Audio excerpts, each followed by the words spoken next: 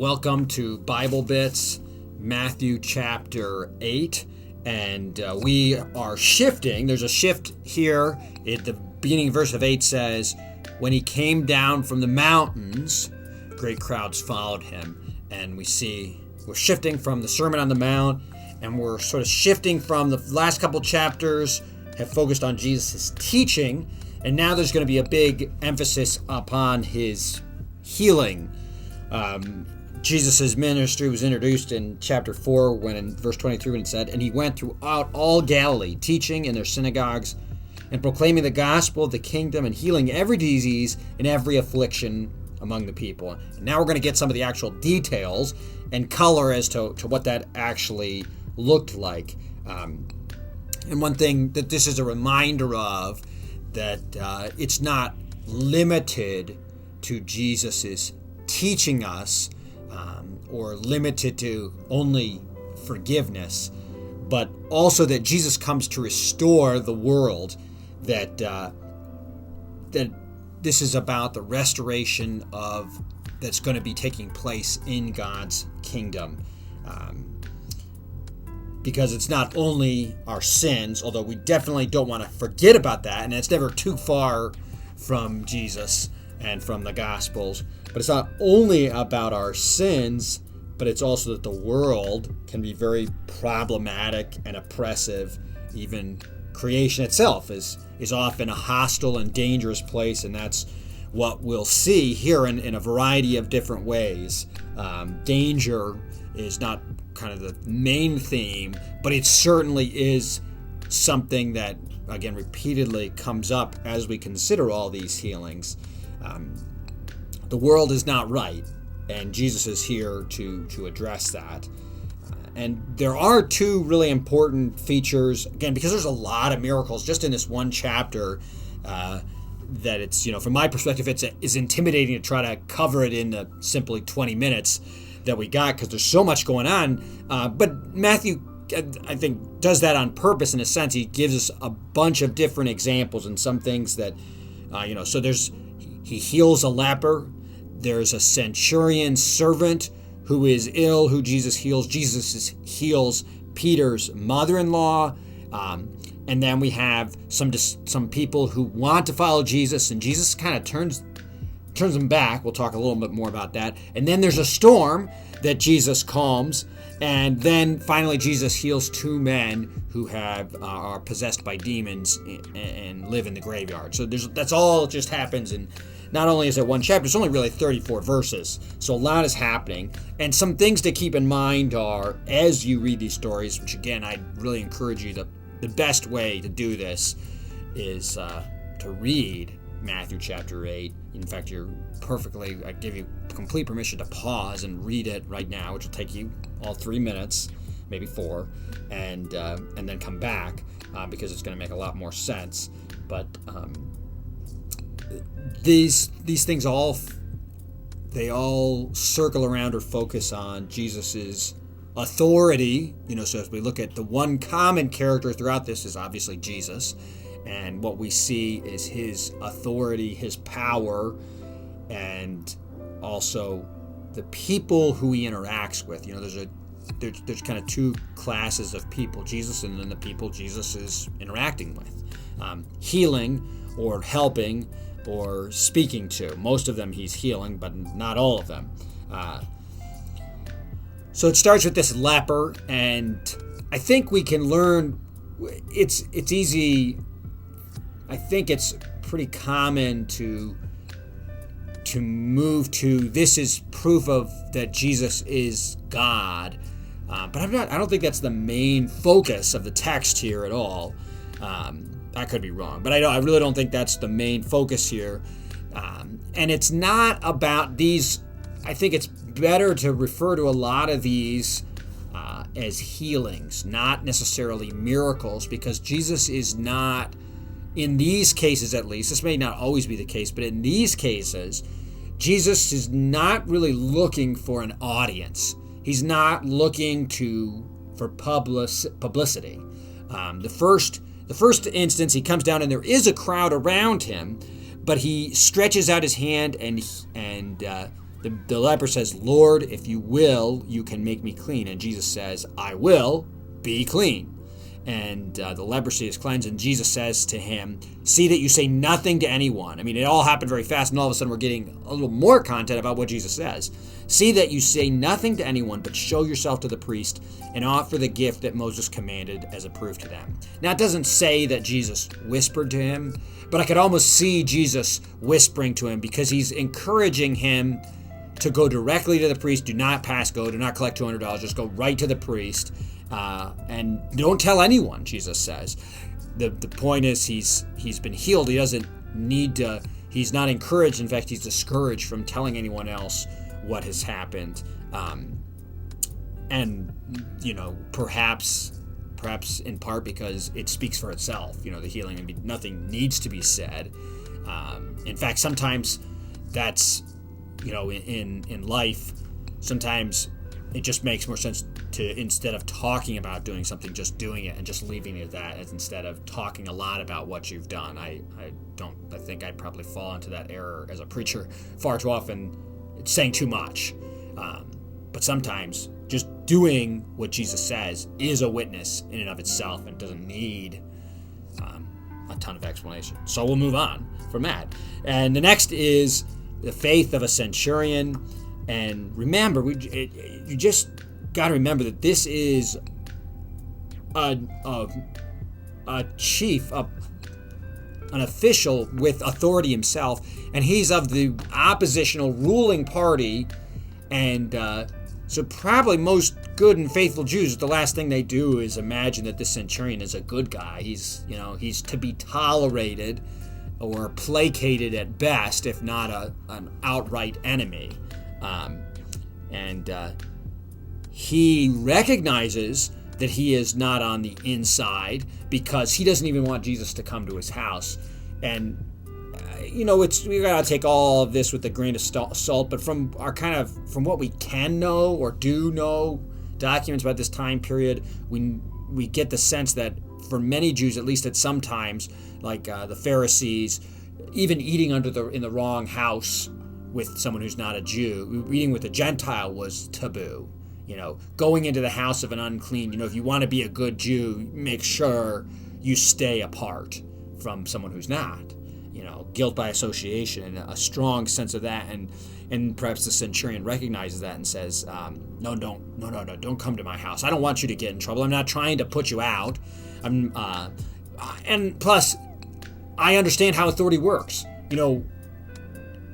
Rome was known for its authority, usually in a positive sense. They've got a pretty good legal system, and justice was important to the Romans, and so if I tell one of my soldiers go do this, I don't have to think about it anymore. I know what authority means. True authority is you say it, and then that's what's going to happen. And he says, you all you need to do, you don't need to come, you don't need to take all the time, just say it, and my servant will be healed. I recognize authority when I see it, which is ironic because that's not the position, that's not the understanding that most of the people on the inside have. Now, again, we have no reason to really think that this man understands that Jesus is divine necessarily, or to understand fully who Jesus is. But he's a man who knows authority, and he sees authority, and he knows how it works.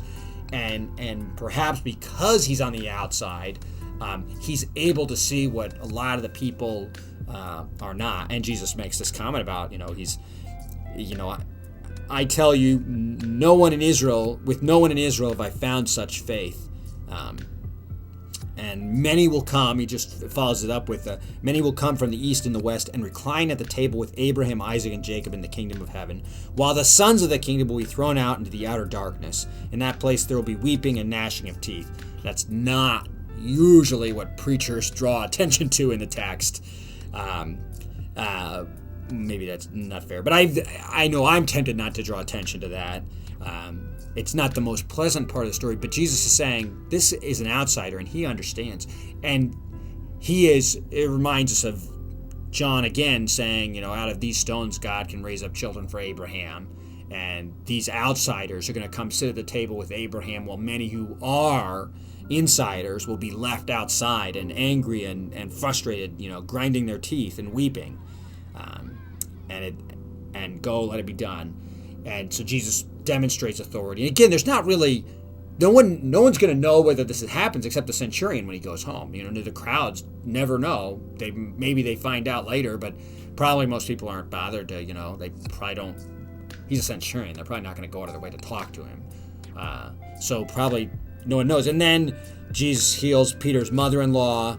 And again, it's maybe the people in the house, but it's not a big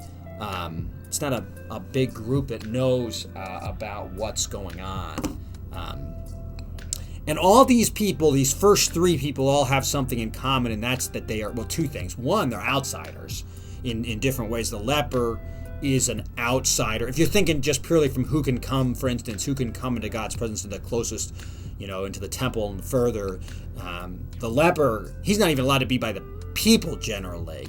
Leprosy, the word here, the Greek word, means skin affliction.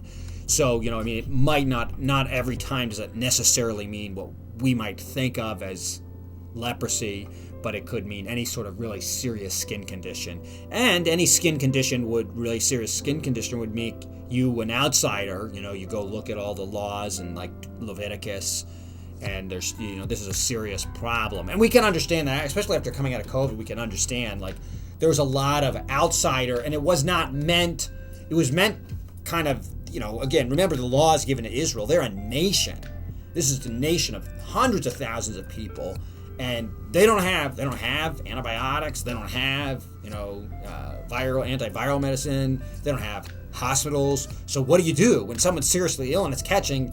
Well, there's some instruction, like stay away for a week and then come back and check. And then if it's looking better, then you go away for another week, and then you can come back. And then if it's all clear, the priest can follow these basic procedures. If it looks like it's contagious, he's got to stay outside. If it looks like it's healed and you wait long enough, then he can come back into the community, offer sacrifices, and yada, yada, yada. It's how do you manage sickness as a nation? We had to wrestle with that. And, of course, it caused consternation and problems, and so it's unsurprising, as we look back, but sometimes we think, why are all those laws there? Well, there's a perfectly good reason those laws were there, right? We can see it a little more clearly after COVID. But anyways, this guy's an outsider. He's not supposed to be with the people. He's not supposed to go to offer sacrifices. He is unclean, if maybe not to the highest degree, at least to a minor degree. He may not be in a leper colony, we don't know. But even if he's on the outside, And then you got the centurion, who, again, we kind of talked about, he's uncircumcised. I mean, maybe that's an assumption, but I think it's a pretty fair assumption. He seems to be, Jesus says he's outside. Jesus calls him an outsider, basically. I've never found faith like this. And again, he's these people are as outside as you can be. And then Peter's mother-in-law, she's a woman, so she's an outsider in a sense, not in the same extreme sense, but they're still not allowed to go as far into the temple courts. And these people, the other thing these people all have in common is they all are in need. They need something, and Jesus gives them what they need. And that's who Jesus comes to. That's who Jesus ministers to in general, those who are in need, those who are lacking. We think of the Sermon on the Mount, which we just, blessed are the poor in spirit, blessed are those who are, humble. Meek is probably the wrong word. Seems from a lot of commentators, probably meek sort of has some wrong associations. But those who are humble, those who are poor in spirit, those who long for righteousness, hunger and thirst for righteousness, which means they don't have it yet if they're hungering and thirsting for it, at least not as much as they need. And that's who Jesus comes to and heals. And then you got the contrast of these two guys who come to Jesus, and they are both insiders. The one is a scribe, clearly an insider in Israel's position, but that's not enough. You also have a disciple. Remember, the disciples, the 12 apostles, or the 12, they are disciples, but they're not the only disciples. There's other disciples outside of them. And presumably, I think it's a pretty safe assumption this disciple is not one of the 12, and they come and they say, here, the first one is a scribe, and it seems like his heart's in the right place, right? He says, Teacher, I will follow you wherever you go. And Jesus says, foxes have holes and birds of the air have nests, but the Son of Man has nowhere to lay his head. So this guy says, you take me to where you're going, I'll go there. And Jesus says, kind of like, I have no home. I'm not going to a particular place. I'm not setting up shop. I don't have a place, I'm camping out under the stars kind of right now is the implication almost. I'm not here. The point is not to set up shop. The point is not to make a home, and I think that's still true for us. The point is not to get established. That's what we think of as human beings. I've got a house and I like it. But that's not the point. The point is not to be, our home is not here. Following Christ means going where he goes. And it's not a life of sitting still. It's a matter of following. And that's a very, the Israelites wandering in the wilderness, where Jesus is, that's the kind of following Jesus, regardless of whether you live in a permanent location or not. Following Jesus is an active thing. It's not about arriving, at least not on this side of eternity. It's not about arriving to where we need to be. Sometimes Christians use the language of, God has a plan for me.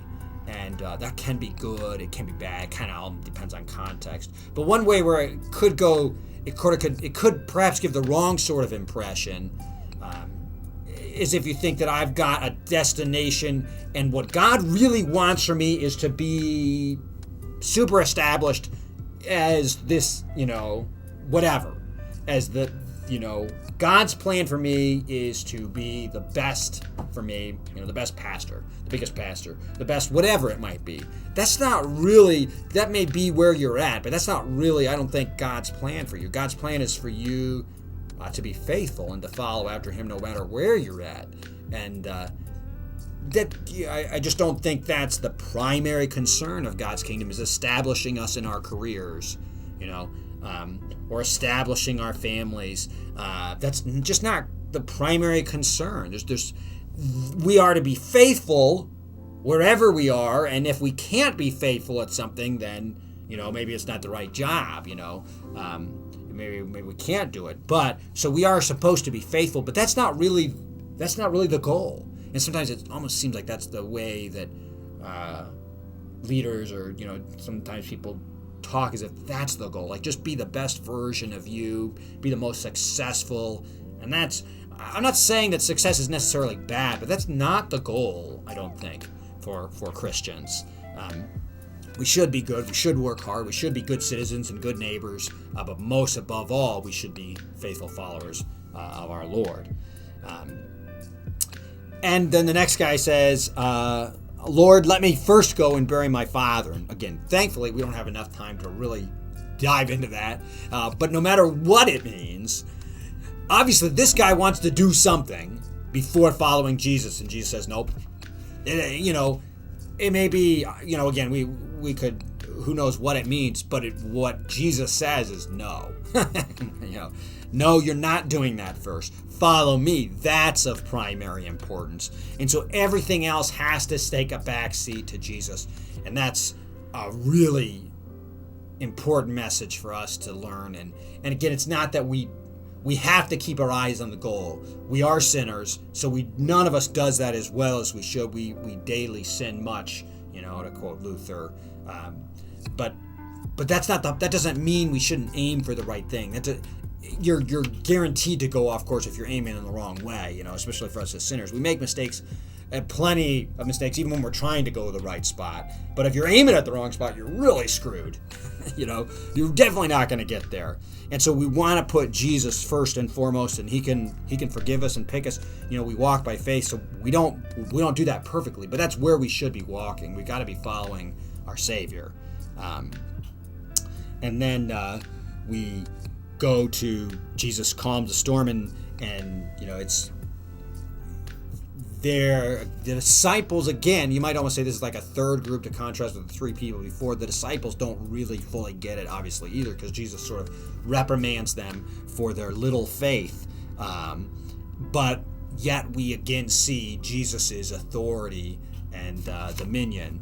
And then we got to sprint through the demons.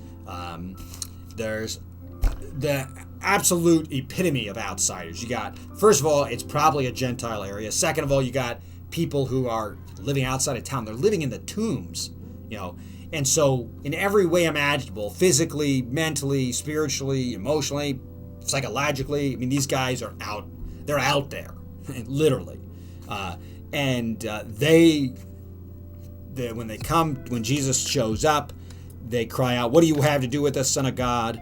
Have you come to torment us before the time?" And there's a herd of pigs, and they know what's coming. In a sense, these demons, they know what's coming, and they say, "If you're going to cast us out, throw us into these pigs." And all Jesus has to say is one word: "Go." Right? That's the only word he says, and they leave. They don't have any choice. Again, we see Jesus' authority. The sort of maybe surprising thing, although if we've been paying attention throughout, it shouldn't be that surprising. You might assume that when Jesus does this great thing and these men are in their right minds, that the people would be excited about this, but they're not. Now Jesus said, "Go," to the crowds, and to the demons, and the crowd say to Jesus, "Go." We've seen Jesus' authority, and this outsider, those who are in need understand it, and the centurion who's acquainted with power, he recognizes Jesus' authority and dominion over everything, over the whatever, to some degree. And the demons not only understand that they've got to obey, just like the sickness and the things that are wrong. They have no choice. When Jesus heals, that's what happens. But the crowd, they don't understand it, or they don't want any part of it, apparently, at least not yet. And so we see that Jesus runs up against that. But that won't stop him, and that's, again, part of why his mission is the way that it is because the world rejects him. And so Jesus has to keep moving, and we'll keep moving as we finish out Bible Bits, chapter 8, and invite you to join us for Bible Bits, Matthew 9.